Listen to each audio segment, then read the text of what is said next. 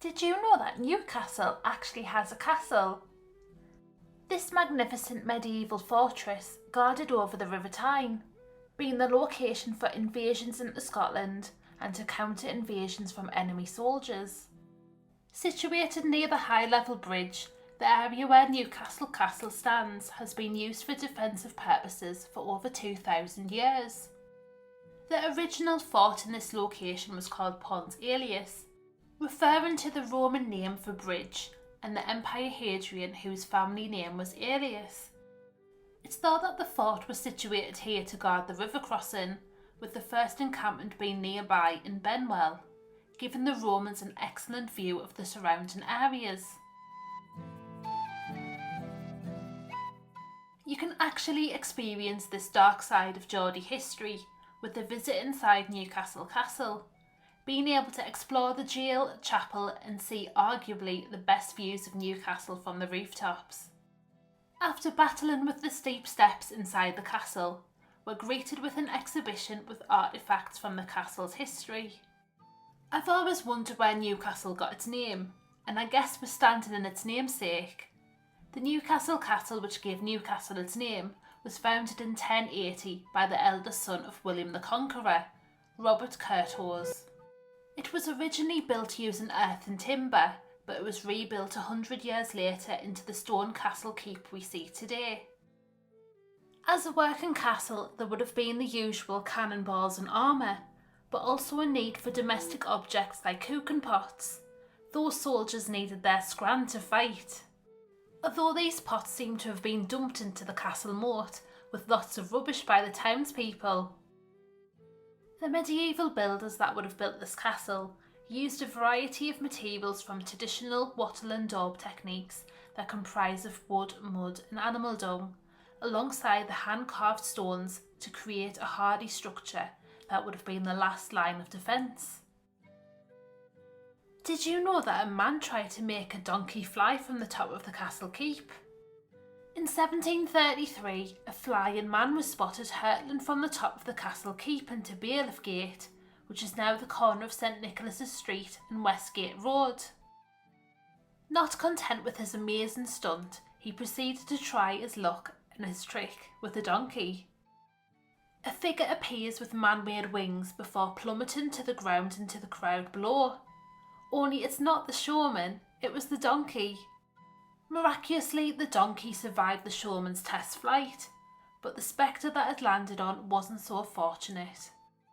It looked like the showman had second thoughts, never making his advertised flight.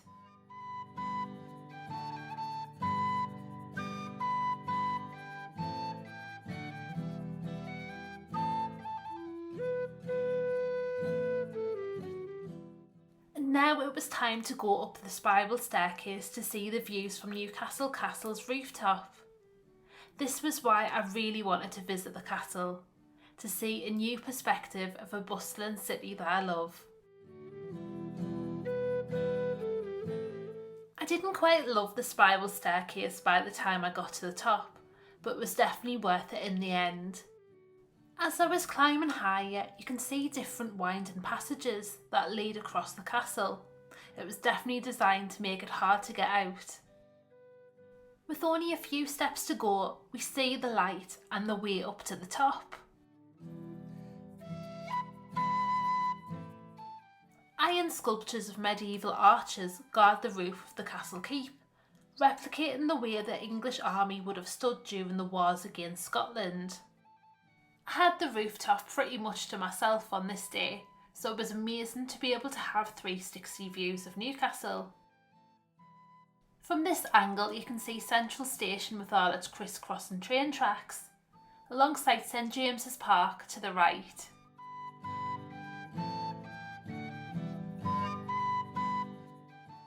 On each corner a magnificent turret that would have been guarded right up to the top, and were accessible from the little door at the bottom. The next side shows one of my favourite views of Newcastle, with St Nicholas's Cathedral, the Black Gate and the streets surrounding Amen Corner. The Black Gate is part of the original castle structure and has some really dark history, including the Heron Pit prison.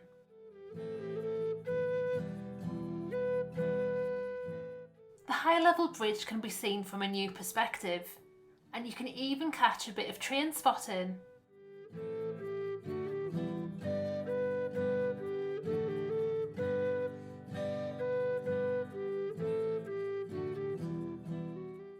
I love this little piece of medieval graffiti that I spotted on the section near the bridge. After seeing the amazing views of the town, we venture back into the castle, heading down to see the chapel. The Royal Chapel is thought to be one of the finest examples of Norman decorative stone carving in England, with only the royal family being able to pray in here. If the king wasn't in residence, the chaplain would make a prayer for the souls of the royal family, but only in the second chapel in the castle, which was accessible for everyone else.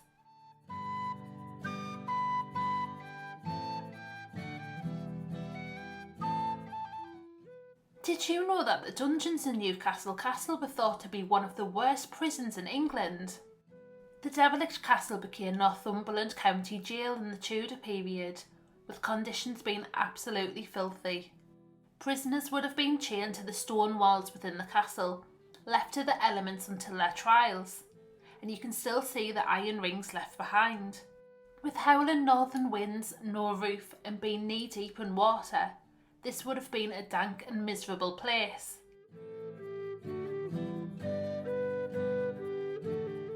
Definitely give Newcastle Castle a visit for a step back in time.